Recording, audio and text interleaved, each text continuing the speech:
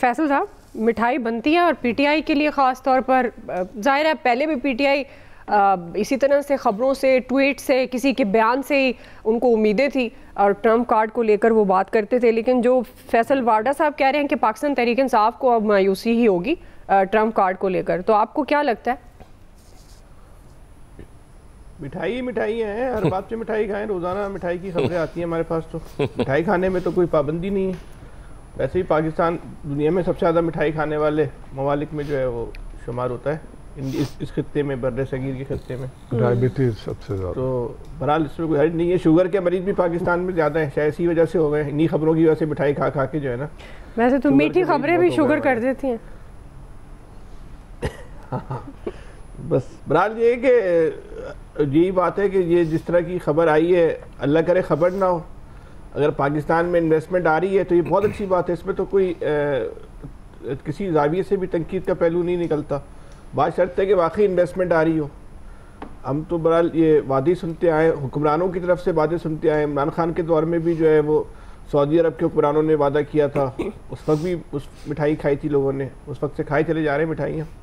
تو یہ اب امریکی سرمایہ کار آ گئے ہیں، یہ بھی اچھی بات ہے کہ جو ہے وہ اتنی انہوں نے اربوں ڈالر کی انویسٹمنٹ کی یقین دہانی کرائی ہے۔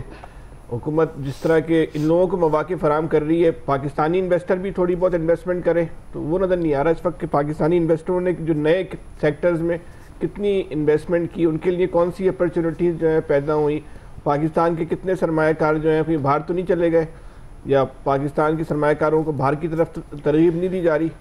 تو اگر باہر کے سرمایہ کار بھی ان حالات میں آ رہے ہیں، جب پاکستانی سرمایہ کار نہیں، تو پاکستانی سرمایہ کار اس پہ تو مٹھائی بنتی ہے پھر فیصل صاحب، اس پہ مٹھائی بنتی ہے بے یقینی کی فضا میں، جب پاکستان کے سرمایہ کار یہ ہم بھی یہاں پر اپنے پروگرام میں بھی بات کرتے رہے ہیں کہ پاکستانی سرمایہ کار باہر جا رہے ہیں، تو یہ تو مٹھائی والی بات ہے کہ امریکہ کے سرمایہ کار پاکستان میں سرمایہ کاری کرنا چاہتے ہیں۔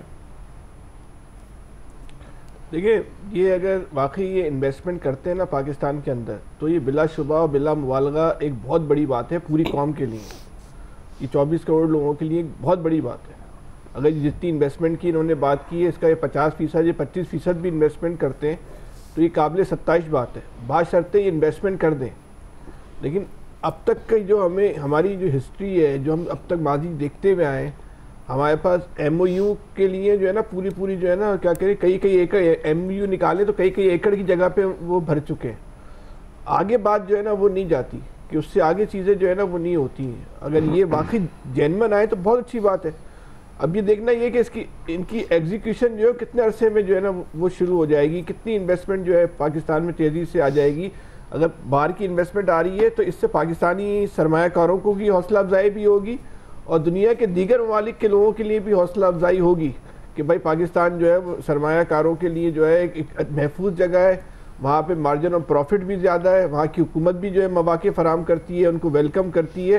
لیکن یہ سب چیزیں جو ہے اس بات سے جڑی ہوئی ہیں کہ یہ واقعی انویسٹمنٹ کر دیں، جس طرح کی انہوں نے باتیں کی ہیں۔ ابھی آج کی جو صورتحال ہے، اگر آپ جب یہ کوئی بات کرتا ہے کہ غیر ملکی سرمایہ کار پاکستان میں سرمایہ کاری کرنے آ رہے ہیں، تو پھر لوگوں کے ذہن اس کو تسلیم نہیں کرتا، اس لیے نہیں کرتا کہ ماضی میں جو حالات و واقعات ہوئے ہیں، جو پریکٹس رہی ہے، تو لوگ بولتے ہیں ماضی میں بھی اس طرح کے اعلانات ہوئے ہیں، پھر اعلان ہو گیا۔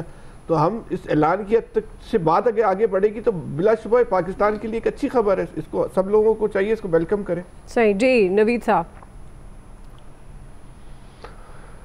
اچھا دعا، مجھے تو سب سے پہلے آپ کے انٹرو سے اختلاف ہے۔ آپ نے کہا کہ پاکستان اور امریکہ کے تعلقات میں بڑی پیش رفت، مجھے نہیں پتا کہ ایک بزنس مین آ رہے ہیں اپنی پرسنل کیپیسٹی میں آ رہے ہیں تو اس کا پاکستان اور امریکہ کے تعلقات میں کیسی پیش رفت ہوگی؟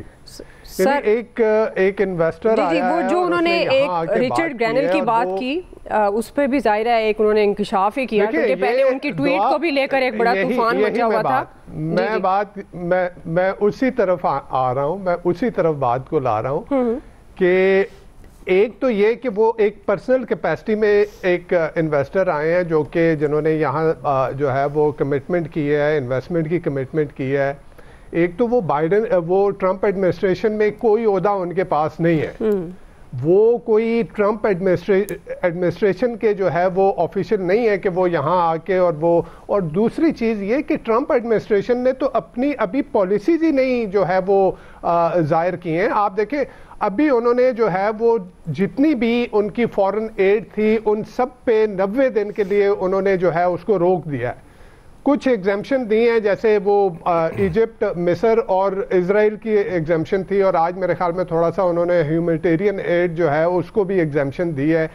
پاکستان میں تقریباً درجنوں جو ہے وہ امریکی یو ایس ایڈ اور دیگر امریکی ایجنسیوں کی طرف سے جو ایگریکلچر میں، جو آپ کے اکانومی سائڈ پہ، جو آپ کے ڈیموکریسی سائڈ پہ، جو آپ کے ایگریکلچر سائڈ پہ، انرجی سائڈ پہ جو پروجیکٹ چل رہے تھے وہ تو رک گئے نا، کیونکہ ایڈ تو انہوں نے اکراس دی بورڈ ساری بند کر دی کچھ ایگزمپشن دے کے. تو یہ کہنا کہ جی یہ ٹرمپ ایڈمنسٹریشن کی پالیسی اور وہ تو یہ میرے خیال میں ایک غلط انالیسز ہوگا، یہ ٹھیک بات نہیں ہے. وہ ایک پرسنل کیپیسٹی میں آئے ہیں، انہوں نے جو ہے وہ آ کے یہاں انویسٹمنٹ کی کمٹمنٹ کی ہیں. اللہ کرے یہ انویسٹمنٹ آئے. پاکستان کو فورن انویسٹمنٹ کی بہت شدید ضرورت ہے کہ فورن انویسٹر یہاں پہ آئے، لیکن ماضی میں جیسے خان صاحب نے بھی کہا اور انہوں نے بھی، فیصل نے بھی بات کی کہ اس طرح کی بہت ساری چیزیں ماضی میں بھی ہوئی ہیں.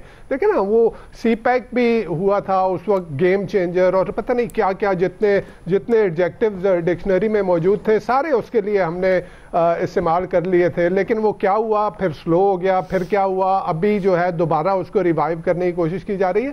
تو وہ انویسٹمنٹ کمٹمنٹ پوری ہوگی تو ہی کوئی چیز سامنے آئے گی. دوسری بات یہ کہ جو ٹرمپ ایڈمنسٹریشن کی پالیسی ہوگی، دیکھیں ریئلسٹکلی سوچیں، جو صاحب ان کی فارن پالیسی کو لے کے چلیں گے نا، ان کا نام ہے مارکو روبیو. مارکو روبیو ان کے سیکرٹری آف اسٹیٹ ہیں. مارکو روبیو کے اٹھا کے آپ ان کے بیانات دیکھ لیں. مارکو روبیو جو ہے وہ انٹائرلی فکسیٹڈ ہیں چائنا کے اوپر. مارکو روبیو جو ہے وہ بہت جو ہے کٹر وہ اسرائیل کے حامی ہیں. انہوں نے تو یہاں تک کہا تھا کہ فلسطین خدا نے جو ہے وہ اسرائیل کو دیا ہے. وہ کٹر جو ہے وہ اینٹی ایران ہیں، اور وہ جو ہے پاکستان کو جب وہ دیکھیں گے تو آپ دیکھیں ان کا چشمہ کیا ہوگا. اور یہ میرے خیال میں پاکستان کے پالیسی سرکل میں اس بات کا اچھی طرح سے ادراک ہے کہ ٹرمپ ایڈمنسٹریشن میں کتنے لوگ ہیں جو پاکستان کی طرف ایک فیوریبل اوپینین رکھتے ہیں. ٹرمپ کو تو چھوڑیں، ایک دم سے کیسے آپ بائیڈن ایڈمنسٹریشن کو دیکھیں کہ 4 سال میں جو وہ صدر رہے، پاکستان میں کس کے ساتھ انہوں نے فون تک پہ بات کی ہے. ان کے جو سیکرٹری آف اسٹیٹ تھے اینٹونی بلنکن، وہ اس ریجن میں آتے رہے، انڈیا آتے رہے. انہوں نے کوئی ایک گھنٹے کے لیے بھی پاکستان میں سٹاپ اوور کیا ہے. تو آپ کو ریئلسٹکلی سوچنا ہے کہ آپ کی ریلیونس اس وقت ٹرمپ ایڈمنسٹریشن میں نہیں ہوگی.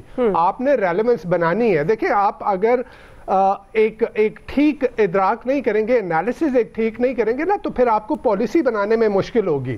اس طرح کے یعنی ایک سیلف ڈسیپشن کا شکار ہو کے کہ جی ایک دم سے جی وہ بڑی پیش رفت، اور یہ ڈسیپٹیو چیزیں ہیں کہ جی ہم خود اپنے آپ کو خوش کر رہے ہیں.